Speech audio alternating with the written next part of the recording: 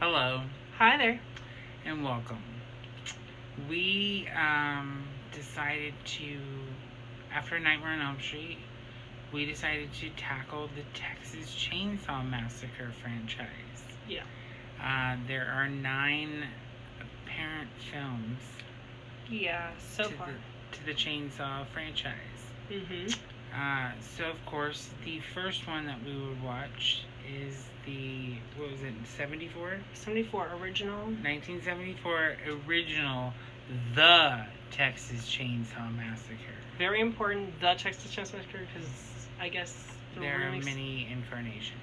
most of them are called the Texas Chainsaw Massacre, but the new one is called just Texas Chainsaw, just because it needed to be almost the same title, but just lose one word.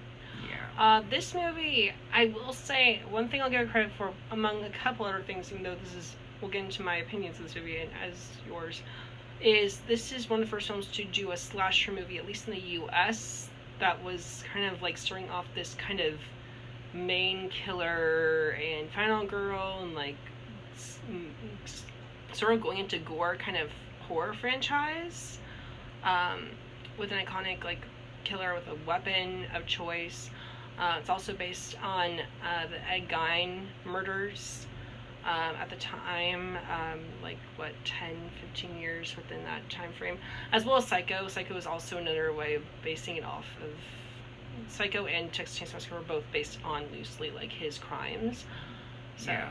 That's just like a little like, if no one knew that, that's just a little trivia to help kind of, I don't know, understand how this movie was.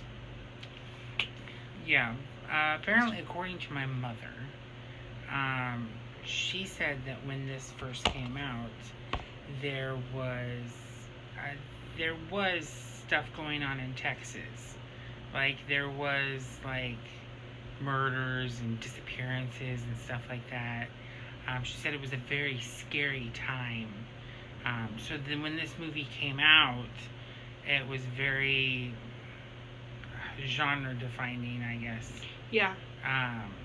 Like it says, who will survive and what will be left of them. Like, literally. Like, he places her on a meat hook. Yeah, he was the friend, and I mean, yeah. Another thing about these movies that's interesting is they try to make it feel very realistic.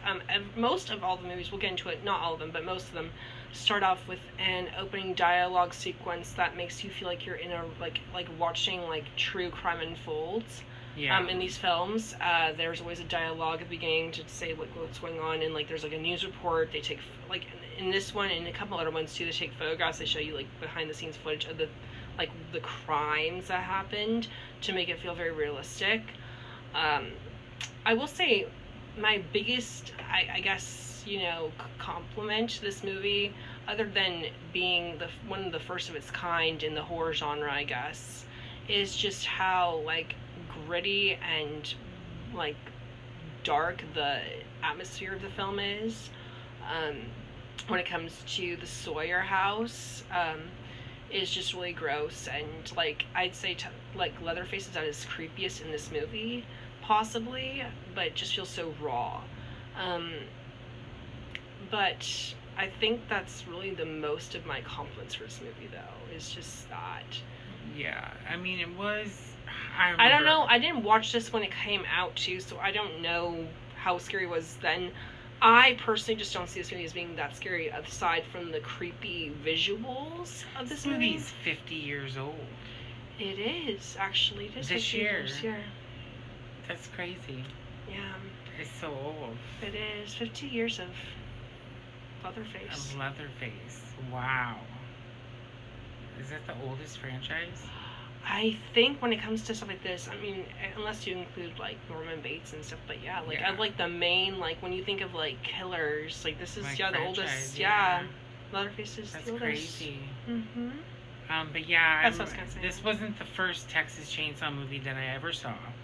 In fact, I think the first Texas Chainsaw movie that I saw was, unfortunately, The Next Generation with Renee Zellweger. Which actually. But we'll get to that one. Yeah, and I actually kind of like that one better too. Yeah, we'll get to that one. Which I know it's controversial, but I like that one better. This isn't much of a review. This is more of we're going to tell you how we feel about this movie. Yes, I will just say, like, just brief plot synopsis, it's about this group of 4 friends that go on a road trip to see the grave site of the main character's grandfather who died, because I guess they've been like hearing about something about like, I think it was like tombstones being moved or graves being moved is what I read. Yeah. Grave robberies, that.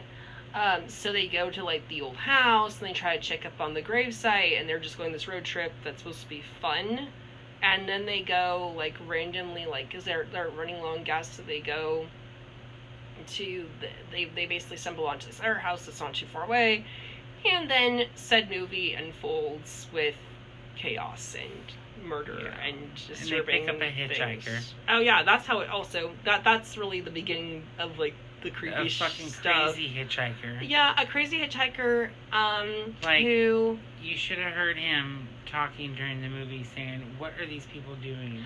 Well, they just pick up. Well, the thing is, I mean, I don't know. He was telling me that, like, I don't know how often hitchhikers were actually picked up in the past. All I can say is, I think this movie, I guess, really started a lot of tropes that I think, you know, were done maybe better later, but this is the one that really started a lot of the tropes, and it was a little rusty with how they did it. Like, just randomly pick up a hitchhiker, they know it looks kind of like a crazy guy, but yet they still let him get on, and they don't, like, make sure, like, I don't know, I mean, you can't know what someone's capable of. Like, he has a knife, and he's just talking about, like, brutally murdering animals at a, like a, what did you call, like a slaughterhouse? Just really gross stuff. And then he actually attacks one of the friends on the bus. He attacks Sally's brother, who's the main character, the final girl, who I will just say, I mean, very annoying. Did all she could in this movie. I think she tried her best, but man, all she does in this movie is just scream. Well, she doesn't have a lot of character development. In fact, I think the friend has more development than she does. I think Pam has better character than Sally does.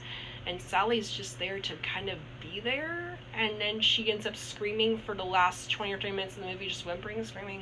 I swear it's like 45 minutes.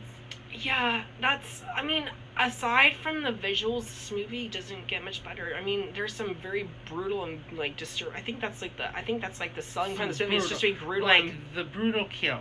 Like, that was important. Yeah, the only thing about that wasn't shown on screen before. This selling point of this movie was just how graphic it was. That was about it. Aside from that, it didn't have a great plot. Like, these friends so they go to the house, and then they just end up going to, like they're like, we're running low on gas, and then let's go to this creepy looking house in the middle of nowhere, and we don't know what, like, it doesn't look like a normal house. It has, like, all these, like, I don't know, utensils and stuff, like, all around their yard. Like, they have, like, pots and pans hanging from, like, poles and stuff. I mean, it just looks, I don't know, it just looks like a bad decision. They decide to go up. They see, like, you can walk, like, there's a clear shot, and as soon as they open the door, the cliche of opening doors and entering houses that, you know, aren't yours, and then seeing bones on the back of this one door, and just saying, that looks interesting, let's go check it out. Right. Meat cleaver or hammer or whatever to the head. Yep. And then meat hook to the back. Yeah, meat hook, and then being frozen. Yeah. Like, being frozen to death after being just hooked on a meat hook. And then seeing your dead friend being chainsawed in the middle of the woods at night. It's her brother. Yeah. Yeah. And then she ends up screaming, then goes all the way to this gas station, then you find out the hitchhiker and then the gas station guy are all in on it, and they're part of the family, and then they take her to a dinner sequence. But other than just point blank, other than, I think, the visuals, this movie doesn't offer a lot. I'd say plot-wise, the movie is very low because it doesn't have a lot of development. It's just brutal attack after attack, but nothing else. Basically, if you're having a marathon, check it out. If you want a better Texas Chainsaw movie, watch one of the others. I will say, if you want to see how a lot of this genre got started too, and a lot of the tropes, this movie is kind of important, and I do respect it for what it did, but I also just can't say I really am fond of this movie at all other than that. Yeah. Like I said, Leatherface is creepiest, but that's about it. Go ahead and check it out, though. Like and follow for more. What did you say? Yeah. Like and follow for more. Take care. Bye. Bye.